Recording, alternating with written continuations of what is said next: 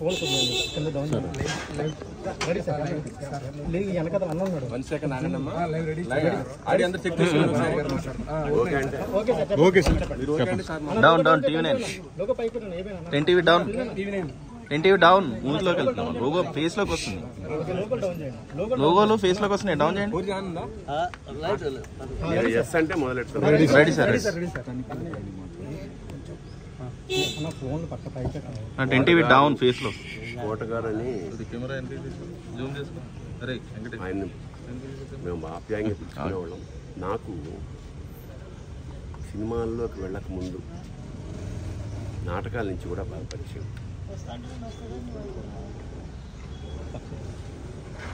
ఆయనతో కలిసి నాటకాలు వేసిన వాడిని నేను. చాలా అంటే ఒక కమిట్మెంట్ తోటి తప్పన ఉండేది విపరీతంగా. అంటే సినిమా యాక్టర్ అవుదాం అని ఎప్పుడు అనుకోలేదు. నాటకాల్లో బ్యాంకులో పనిచేస్తున్నప్పుడు ఒక మధ్యతరగతి ఇంట్లోంచి బయలుదేరిన అతని ప్రయాణం అంచెలంచెలుగా one of the best villains of Telugu industry.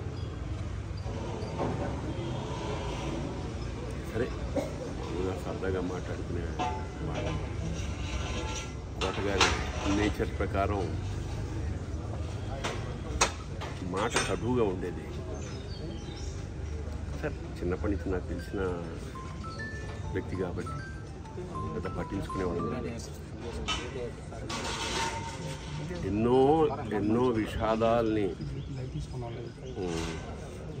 దాటుకుంటూ మహోన్నత శిఖరానికంటే యావత్ భారతదేశం అతన్ని గుర్తించింది. తమిళ హిందీ ఇండస్ట్రీ కూడా అలా ఒక అనుకున్నది సాధించాడు.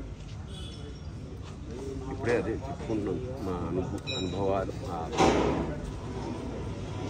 దాదాపు 50 ఏళ్ల సాహచర్యం అది. పైగా కుటుంబం చిన్నపిల్లలు మా ఇంటి ఎదురుగుండా ఉండడం వల్ల మాకున్నాం. సో అలాంటి కోట శ్రీనివాసరావు ఇవాళ వెళ్ళిపోయాడంటే ఒక శూన్యం.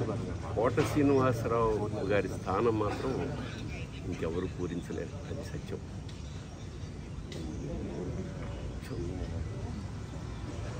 ఆయన మనశ్శాంతి పరమేశ్వరుడు ఆ కుటుంబాన్ని మనశ్శాంతిని కలిగించాలని మనస్ఫూర్తిగా ప్రార్థిస్తాను. మాకు కూడా కొన్ని వందల వేల అనుభూతుల్ని మిగిల్చిన కోట ఇవాళ కూలిపోయి.